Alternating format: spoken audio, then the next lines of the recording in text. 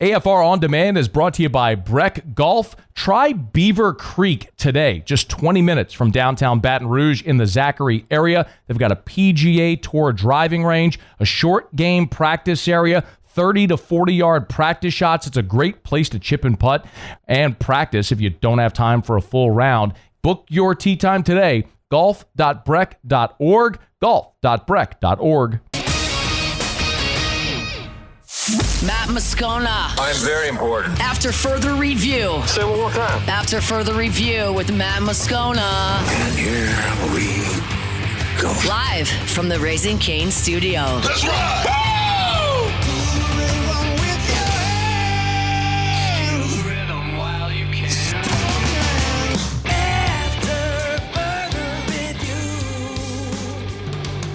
Hour 2, off we go. Welcome aboard. Glad you're with us. AFR, presented by LouisianaSports.net. I'm Matt. Hey, Will. Hey, bud. Paul O'Neill. They're chanting Paul O'Neill's name. Musso. And Mr. Toby Tom Blake.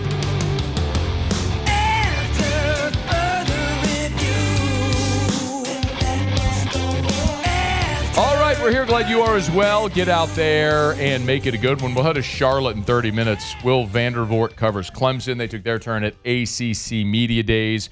We'll get to that. But we'll actually take a little mosey on down to Oxford. I should say on up to Oxford, Mississippi. That's where we find our buddy Peter Burns on X at Peter Burns ESPN. Yo, dude, how are you?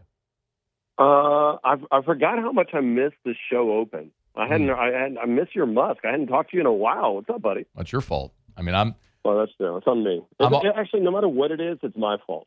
Like, I'm good with that. Well, not necessarily. I mean, you know where to find me. I mean, 3 to 6, I'm here. Like, I sit in this chair. I'm changing my desk every day. So you know where you're all. Hey, open invite. If you ever miss me and you want to call, you just call. Right at the top of an hour, I got you here. But why are you in Oxford?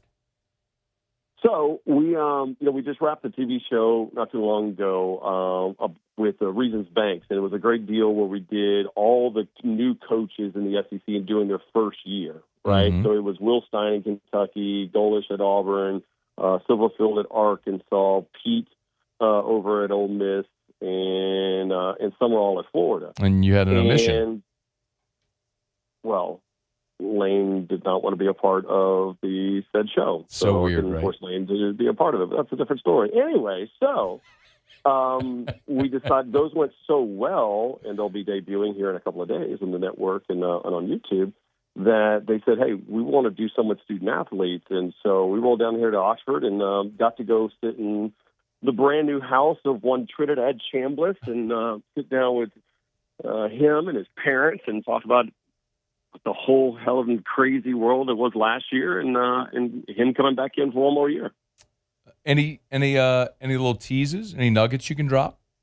No, I tell you what, and it's a perfect example of how I could be a diehard LSU fan, and growing up, you just hated every other team, right? Like just because you were just born and raised purple and gold, and so when you get into our industry and you meet some of these people, you're like, well, damn. I literally left today, and I'm like, it's going to be tough for me to hate this kid this year because, Matt, you've interviewed him, you've seen him. Like, he just seems like he's out of central casting where he's always got a smile and he's that nice. You're like, dude, I hope there's just like some like skeletons in the closet. And then you meet his parents, and they walk in and they're like, oh my gosh, give you a hug and stuff like that. I'm like, this sickens me that I like you people this much. And he's a good kid, man. And I tell you what, the house, it's nice to be in the NIL world of a highly qualified quarterback. We'll put it that way.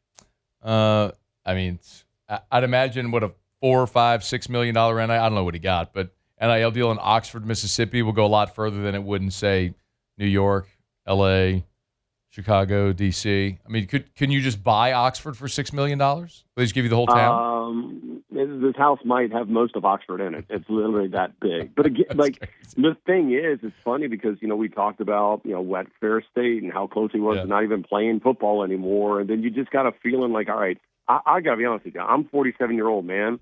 If I had that kind of money and that success, I'd have like 9 illegitimate kids. I would have like all kinds of issues. And this kid's a Boy Scout, and you could just tell, man, he's got good family support around him. And the thing I kind of pushed all the whole time of, we're getting knowing his background a little bit more and stuff. And I'm like, I kept kind of subtly putting up what's it going to be like when LSU rolls into town. And you can tell he's pretty media polished, but I kept kind of pushing it. And finally, he's like, we're fired up. Like, we finally kind of said something about, like, ready for the moment. But it kind of came at a point of, like, almost joyful, like, man, this is going to be fun because it'll be, like, exciting, as opposed to being pissed off, which I think a lot of people have made this rivalry, especially with the amount of, and I'm telling you, intense hatred Ole Miss fans have for Lane. It is intense, and that may not be even strong enough of a word. Can you, how long were you in Oxford? Last time when we did the Pete Golding shoot, it was like 3 days, and I've been down here for 2 days now. Okay, so you've probably gone out to eat, or maybe grabbed an adult beverage or something like that. I definitely have gone out to drink. Yeah. So like, what are the conversations like? I don't know if I've ever seen a game that has been circled by one fan base more than that. And I used to always think that was A&M when they got to host Texas. They came back and it was, just wait, you're joining the SEC, and then. But that just felt like a renewal of a rivalry. This feels like, I don't know. It feels like Biggie going to the West Coast after Tupac, right? It feels weird. Like there's just every person has an opinion, and every person that same opinion is, Lane was a great coach. We did great things, and we want to whip the ever-living you-know-what of LSU when they come into town. Yeah. Man, it'd be so much fun to watch LSU. And I love it. I love it. Because that's the passion and the heartbeat of college sports that I just don't. You get a little bit of that of the Eagles and the Cowboys, or a little bit of that with the Yankees and Red Sox. But, buddy, this is next level. That I've never seen it this intense since I've covered this league. What's the closest thing to it? Like I said, I would say in a different way, LSU Bama in 2011, but that was because both teams were on a collision course as being, we hate you, you hate us, but we respect the hell out of you, we respect the hell out of you. It's going to just be a war. Like that's a different mindset. I think it's like when Lane returned to Tennessee and then put it in a blender, put Four Loko in it, and times it by like 500. Like that, it's just, and that's the thing. And I hosted Fine Bomb a couple of days ago, and I said, man, Ole Miss fans had called in. I said, if you really want to upset Lane, you don't say a word when he comes into town. Like you don't, because that Lane's going to thrive in the chaos. And that ain't going to happen. They ain't going to be silent. Yeah, it's going to be an interesting show. Why do you think? I don't know how well you know Lane. I've had very brief interactions and press conference interactions. But why do you think he passed on the opportunity to do the show with the SEC Network about the new coaches? Don't know. Really don't know. I don't know him that well enough to say, hey, there was a reason or a rationale. I don't know if it comes in the part of, hey, he's trying to keep a lower profile, and that's right after the I think it was the Vanity Fair article that came out. Yeah. And again, that was one of the things that even last year I had, before he had chosen LSU, I pleaded with him when things were at the end. I'm like, just log off. Like, go make your run, go make your decision, whatever you're going to do, just log off. And I think that's part of it. I don't know if it was told to him. I don't know if that's Lane coming out there and going, I need to lock in, which as an LSU fan, I sure as hell hope that's the case. But, that's the only thing I would want to ask Lane right now, why not Sam Levitt up at Media Days? Yeah. I know it's like a complete summer radio topic. I just like to know why you're going to pay a guy $5 million and at the most important position, and you're not going to run him out in a private jet to go interview for a couple hours. It just seems weird. What's your take on it? I'm trying to figure it out. Again, it's not like, oh, we're going to take guys that have been through the program and Weeks is going to be our guy because he's been that team leader. if you're going to take other guys that transferred in for Ole Miss. Like, so I'm like, why, what's the rationale behind it? Let me ask you. What do you think it is? Let me ask you, I want to ask you a different way, because you sit in like I do the local market show at Media Days. You go there representing the SEC Network, and you talk to everybody. You get every coach, every player, everybody. What do you go to Media Days hoping to accomplish? I go to Media Days not for necessarily the interviews, but there's two things. It's the behind the scenes, like just how people carry themselves. And I case in point, I can vividly remember, and I always tell this story, about when Mark Stoops, like literally, I saw him storming in the halls behind Media Days when he was the head coach of Kentucky, pissed off. And he came up to me and he goes, I can't believe blah, blah, blah. And he starts ripping, and this is off camera and everything, about how nobody was giving his respect. I mean, like spit was coming out of his mouth. And I was like, oh, he's passionate. And I knew why, because they had a good team, and he was pissed off, and they knew they were good, and that was the year they won 10. And I can also remember seeing, I can't even remember, was it Peyton Thorne, I think the Auburn quarterback. Yeah. I remember having an interview with him. He looked nervous on air. He didn't handle it well. His eyes were darting around. I like, buddy, if you're getting nervous around Peter Burns and Chris Doering at Media Days, it ain't going to go well when there's 100,000 people at LSU, trying to crush you. So you get the interactions. I think it's more of the nonverbal interactions than you do the actual word salad that comes out of these interviews. Yeah. Not bringing Sam Leavitt is no one at LSU will acknowledge it, but it's a red flag. It is. I mean, right? So walk me through it. That's why I tried to mentally walk through it. Like, is it because he's a transfer? Well, that doesn't fly because transfers have gone before. Is it because he's injured? I mean, listen, we've had injured guys go before and say, hey, I'll be, you ask a question.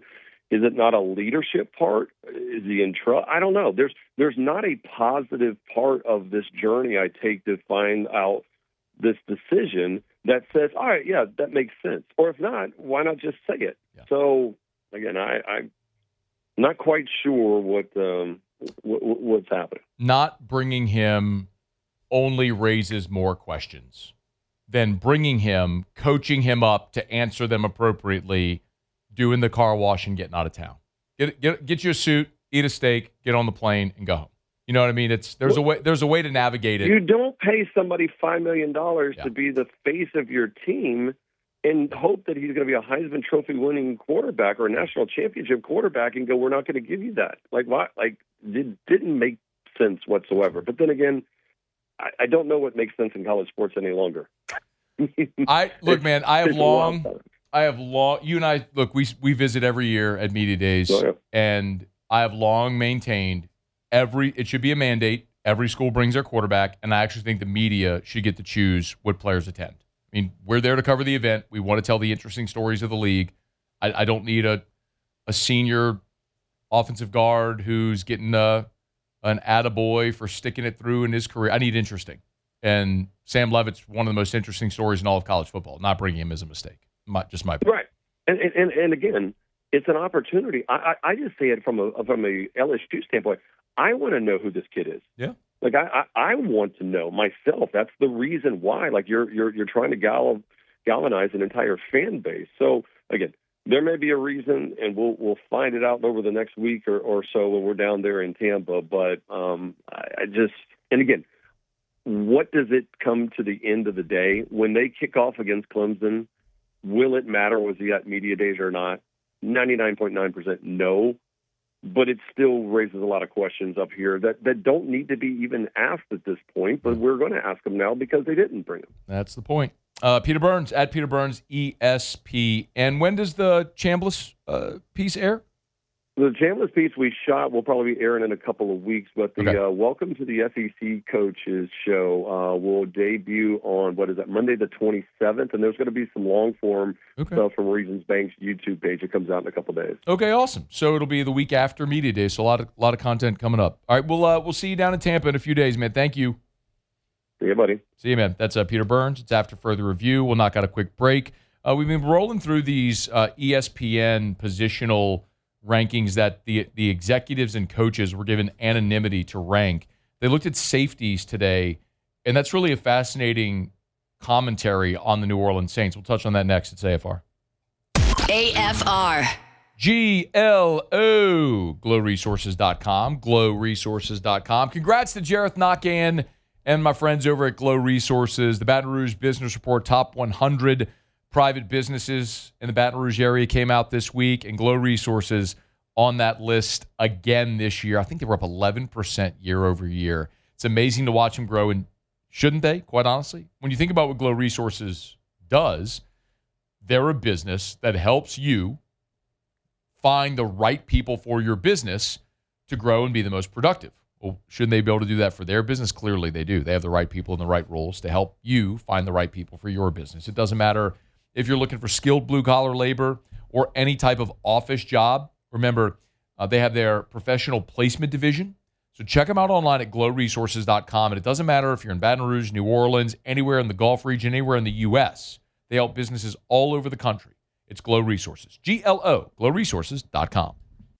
I always love reminding you about our friends over at River Parish Contractors, rpcontractors.com, rpcontractors.com. Y'all, they are hiring over at River Parish Contractors.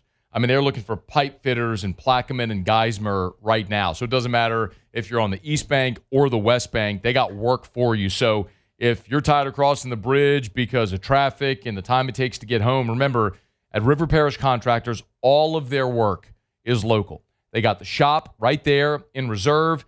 All of their work is between Chalmette and Baton Rouge. East Bank, West Bank, you will be home with your family every night. And great hourly rate, incredible benefits. Vacation, of course, paid time off, insurance, as much overtime as you want to work, day shift, night shift, and an amazing local business with a great culture. It's River Parish Contractors. Call Big Jake at River Parish Contractors. After further review with Matt Moscona.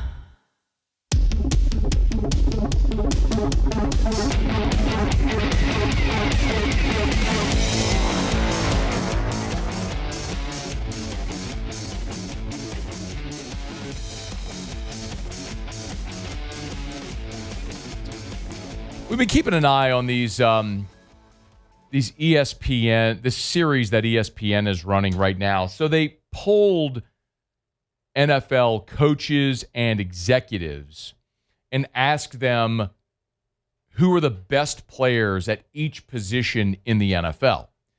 And so it's interesting because while I'd say it all the time, I'm not really interested in lists. The exception I'll make is like if you give me some objective data, right? You give me data points, like when we do FPI. I'm interested because that's not somebody's opinion. It's an algorithm with different metrics pumped in there to spit out a result. It's something to consider. I think that's interesting. So when we talk about Pro Football Focus, it's a metric. It's not the metric. It's just something to consider. When we talk about something subjective, someone's opinion, I will make an exception when you give credible people like coaches and executives in the league who scout, draft, study, coach these players their opinion.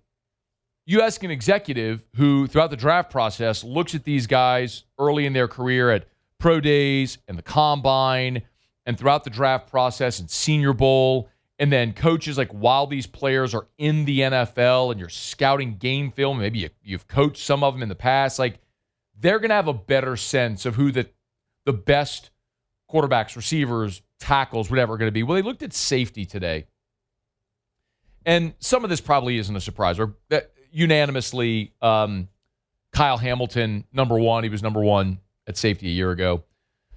Derwin James, number 2, up from 6 a year ago. Xavier McKinney with the Packers, number 3. Brian Branch. After him, Jesse Bates is next at 5. Nick Emenwari, 6.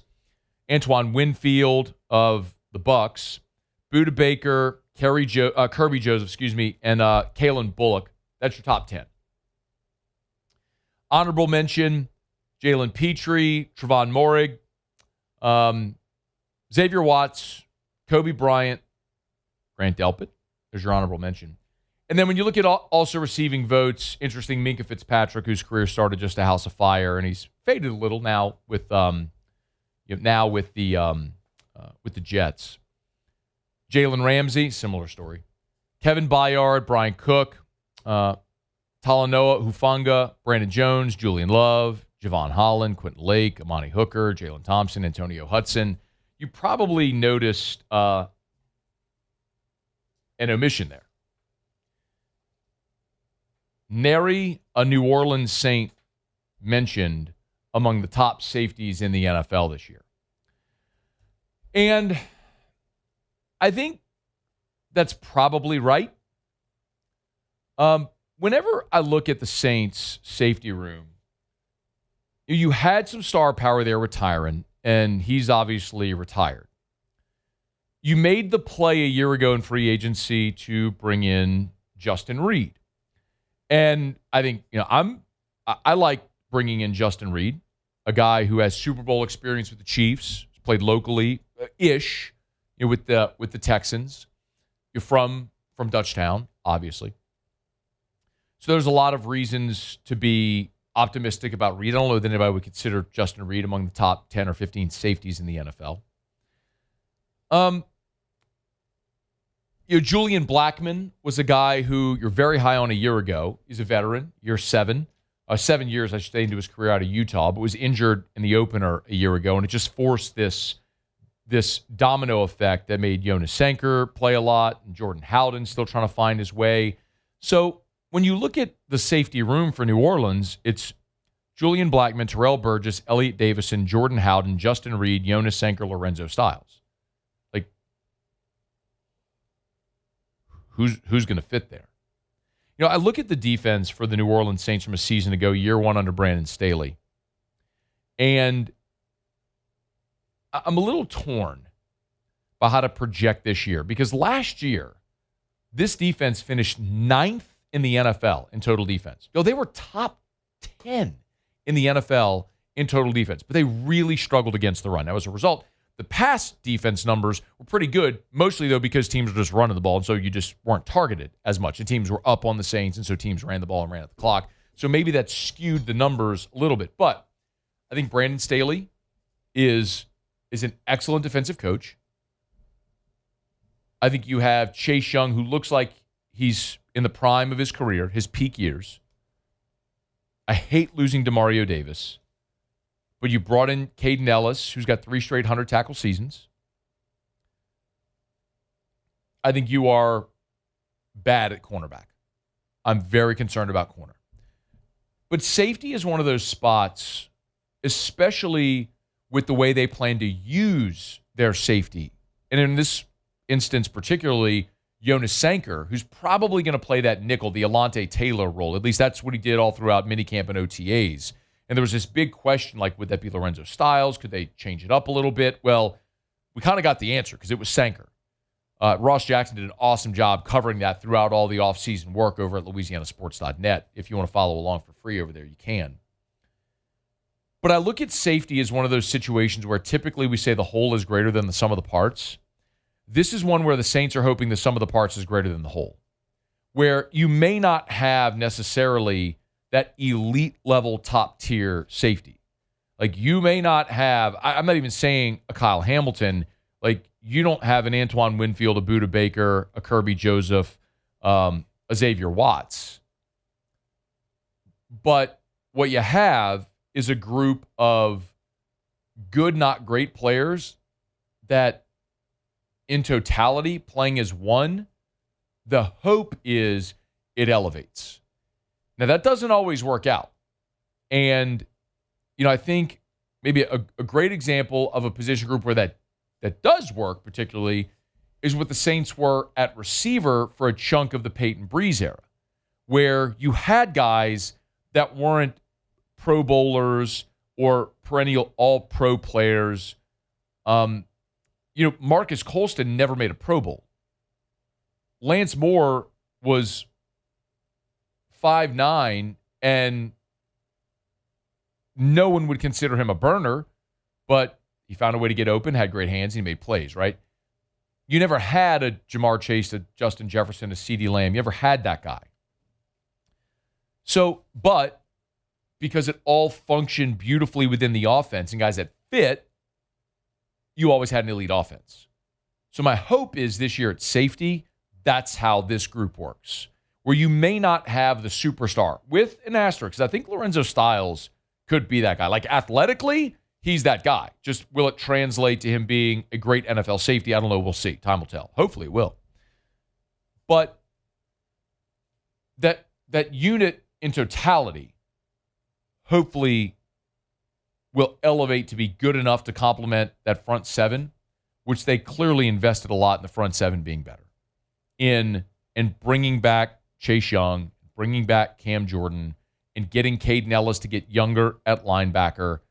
Danny Stutzman hopefully taking a step forward this year, and drafting Christian Miller in round 2 to fortify the interior of the defensive line alongside Brian Brzee. Yes, my hope is that front seven is they clearly invested resources in being better in the front seven because they had to be. And hopefully in being better in the front seven, if that forces teams to throw more, that safety group is ready to stand up against it. We'll see.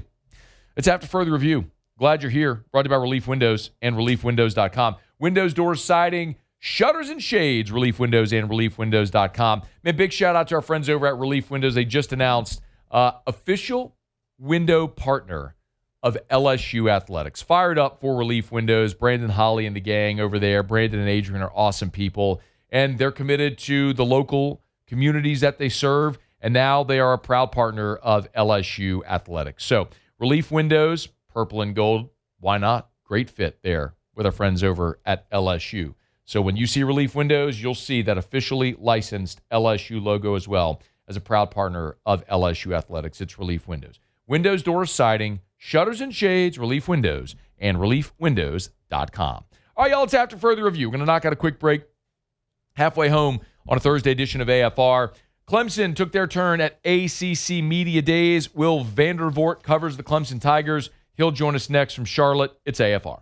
AFR. Get Gordon. Get it done. You've been injured in an accident. It's not your fault. Gordon and his team can help. Go to getgordon.com, getgordon.com, or call 888-8888, 888-8888. They've recovered nearly $3 billion in damages. Incredible. Nearly $3 billion in damages for their clients. And if it's Gordon or any member of Gordon's team, you consistently hear the same thing from satisfied clients. Like Norma, who posted this review. I'd like to take a moment to brag on my lawyer, Mark White. Mark went above and beyond to make sure I was all right after my wreck.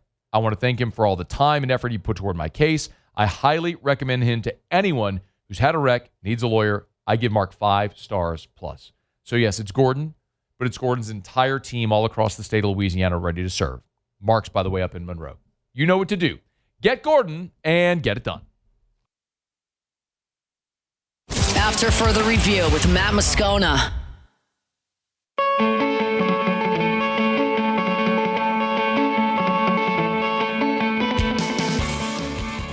Grateful for another opportunity to do something that I love to do at a place I love to do it with a bunch of people that I love to do it with.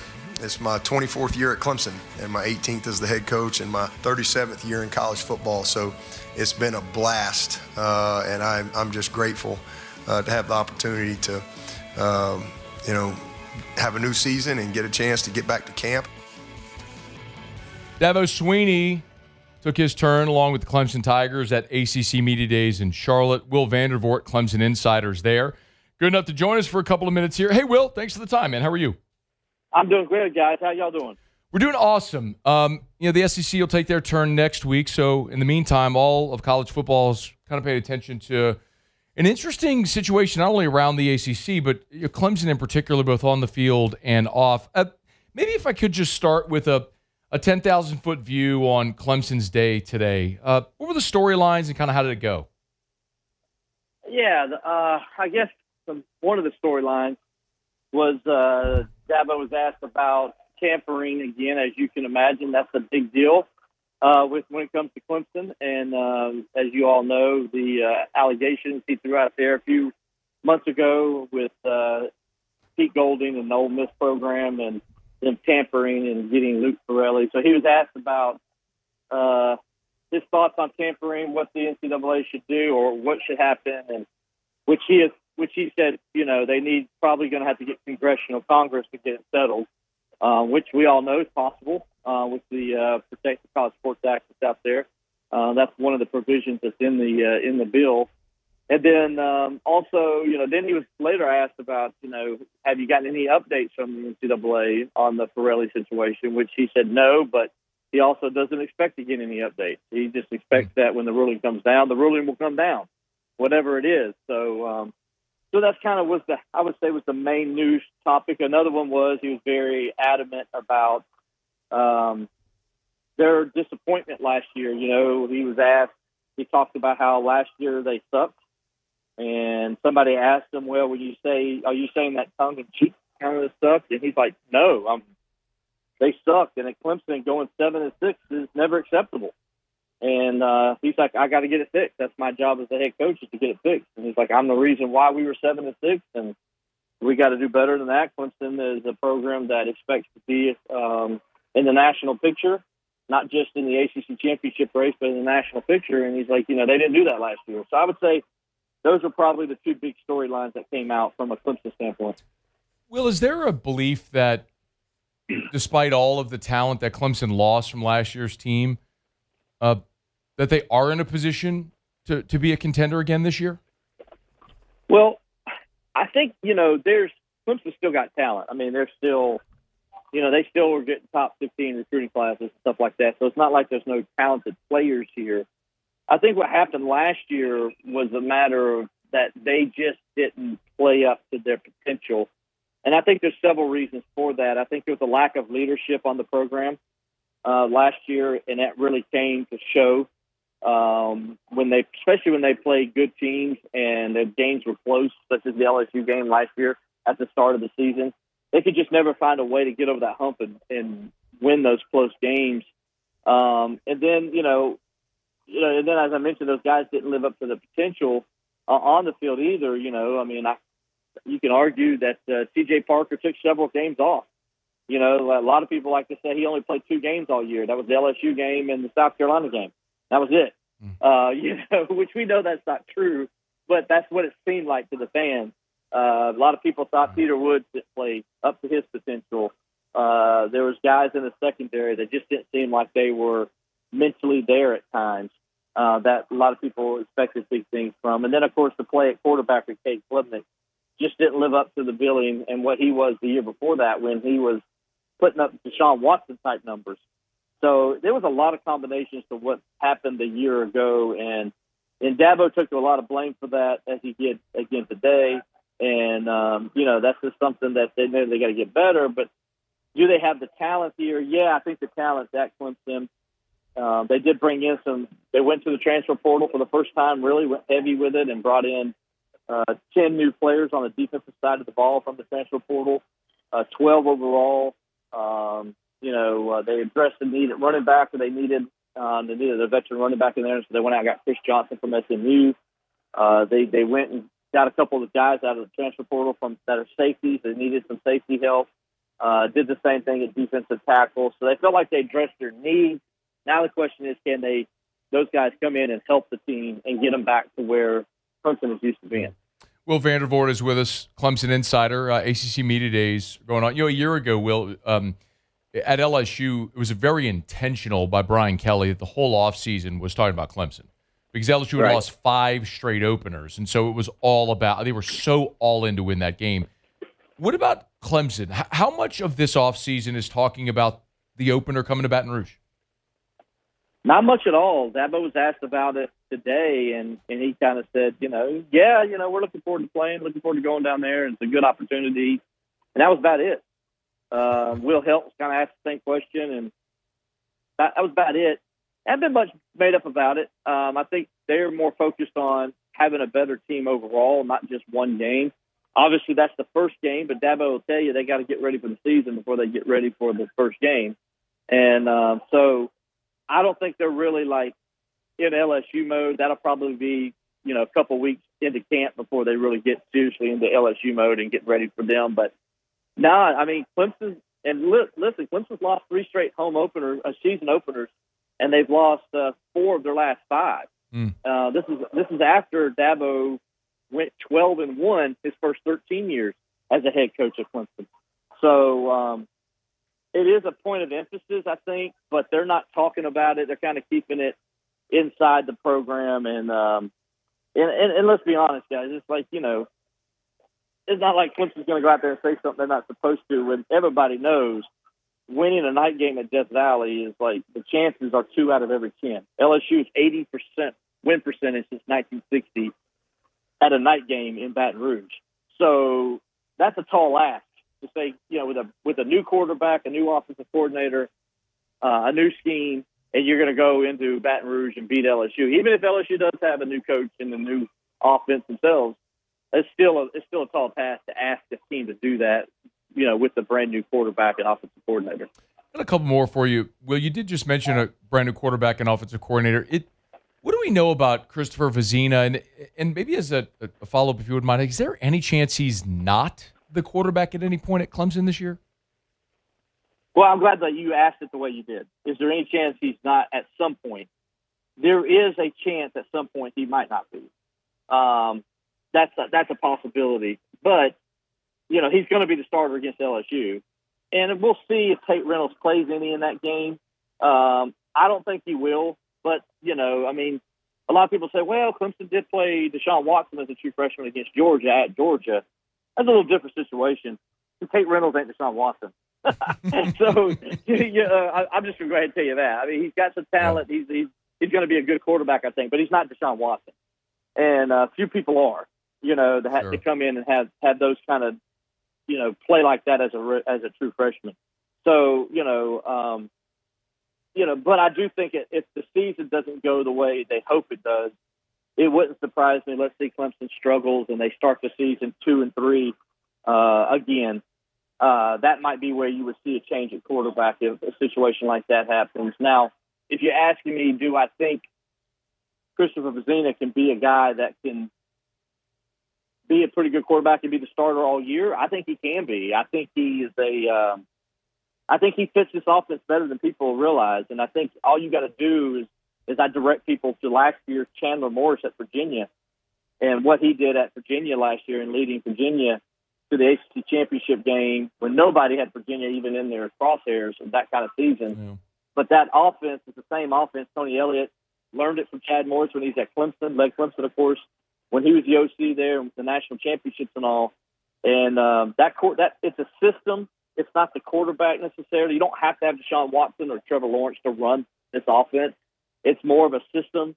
And I think the system fits Christopher Vizina way better than it did with the system that Garrett Riley ran. Last thing, I know, Will, this is the question that you've been asked and are going to be asked a million times, but it's the Dabo hot seat question. Yeah. Let's say they go 7-6 again. Does he survive?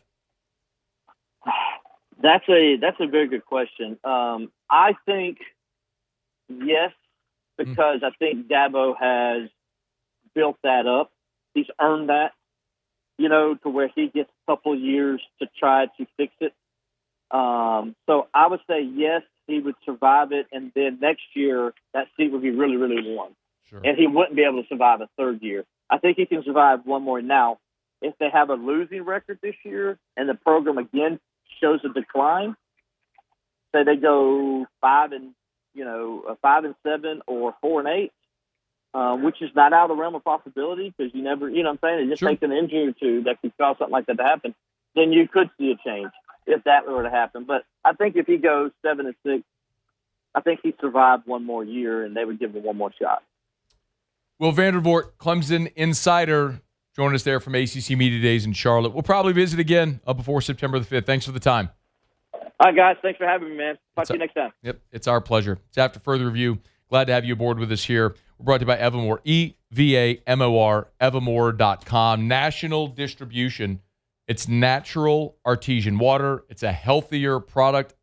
Look, if you buy bottled water, grab that bottle and look how it might say like purified or minerals added for flavor. You are not drinking something from its natural source. You are drinking water that has been altered. Evamore says natural artesian water that is straight out of the artesian well, piped into the bottling facility. It's It is only filtered to get like sediment from the ground out of the water, and then boom, right into the bottle. You are drinking something natural from the source. It's Evermore. EVAMOR, and it's a Louisiana product. Evermore.com, Evermore.com, EVAMOR, Evermore.com. By the way, Clemson this year, their over-under is set at 7.5. So all the sports books are looking at Clemson going 7-5, 8-4 is where they fall. It would be fascinating to see if Dabo survived another year of that. Let's see. Okay, quick break. Musa Tigers and the Pros to wrap up hour number 2 next. AFR. If you want to feel your best, Goodwood Men's Sexual Wellness can help. Lowest prices, never any contracts. I want to remind you, look, if you're a man on HRT and you're not at Goodwood, you're probably overpaying for several reasons. Number one, there's some clinics that have like a membership fee. If you're paying a membership fee to get your HRT, like leave there immediately. My recommendation to someone who's been on HRT for a long time. Number two, Goodwood has the best prices and never any contracts. And number three, when you get your blood labs, like I do my blood work every 6 months, right, with HRT. A lot of clinics pass that expense on to you, the patient. At Goodwood, they pick up that cost. So great people, lowest prices, never any contracts, and you're going to pay the best price. It's Goodwood, Men's Sexual Wellness, yourgoodwood.com. HRT, peptides, ED treatment, they do it all. yourgoodwood.com. Need a metal building? You need ProForm Steel.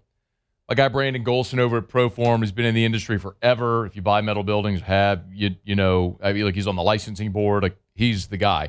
ProForm Steel sets themselves apart in a lot of different ways. Number one, they use American materials on everything. No exceptions.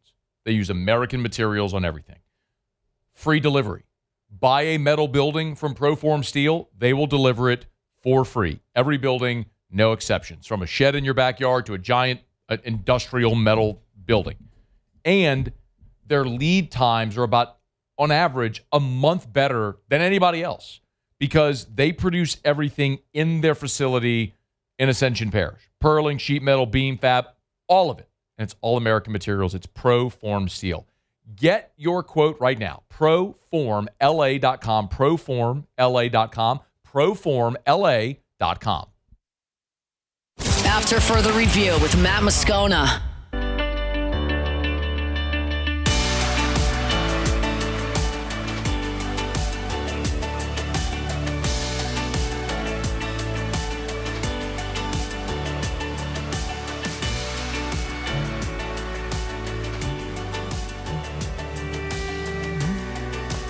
Drew Brees and Lance Moore both speaking about the Saints quarterbacks and pass catchers that went out to San Diego for a little pitch and catch workout session there with the GOAT, Drew Brees. Talk about that coming up a little bit right here after the top of the hour. Also, a lot of people have asked about LSU leadership and their opposition to the Protect College Sports Act. If you're not familiar, if you just have the surface level understanding, that's totally fine. Like, candidly, I have not read the entire bill, but this is the piece of legislation trying to make its way through Congress right now that the SEC and the Big Ten collectively oppose, but all the other leagues are in favor of. And it's trying to bring some uniformity, congressional backing to college sports and some legislation there to put guardrails up. Well, LSU is opposing the Protect College Sports Act in its current iteration. So I want to give some color and context to that. We'll do that coming up here in about 20, 25 minutes or so. Right now, though, Muso has Tigers in the pros. Tigers in the pros. They still bleed purple and gold. They're just really rich now. Tommy White's a major leaguer. Cali High! No. Yep. Nope. Claiming him. No, you can't do that. He can go there. My show. You can't claim him. My show, do whatever I want. That's not how it works. It is how it works. This is a radio tatership. It is not a radio-ocracy. I want Tommy White on Cali High. I got it. It's been a while. I thought you might trip that up, but you've really gotten good at it now. Tommy's going to the show, man. Across 2 levels of minor league baseball this year, AA and AAA, 303, 10 homers, 64 RBI. We got to have a conversation. What? The picture. What we got? We got to have a conversation. I like it, man. I'm sorry. No. Yeah, I do. The thing about Tanks that was awesome was that he was kind of fat, giant beard, show flow, gold chains, big giant tiger tat on his forearm. He still got that. Bro, now he looks like an adult. Me. An adult? He looks like a skinny, nerdy white guy with a weak beard. Hey, man. Except he's still got like an arm sleeve with the tiger tat on his uniform. I don't have that. I mean, he's still got a little bit of edge there. He has no edge. He's got some edge. There is not a millimeter of edge. You can't have that arm sleeve without some edge. I want a side by side. I want LSU Tanks with the gold chains, the show flow, the beard, all the pink sleeve, all of it. And he's still got the beard. Suburban house dad driving a minivan, Tommy. What is this, Tommy? He grew up, man. No! Yeah, he grew up. He's a professional. 23 years old? He's a professional now. Hey, Siri, how old is Tommy White? Hey, Siri, how old is Tommy White? Wajay Johnson dropped 25 points last night for the Seattle Storm in a loss. 25-3 for, 25-6 there for Wajay. 23 years old.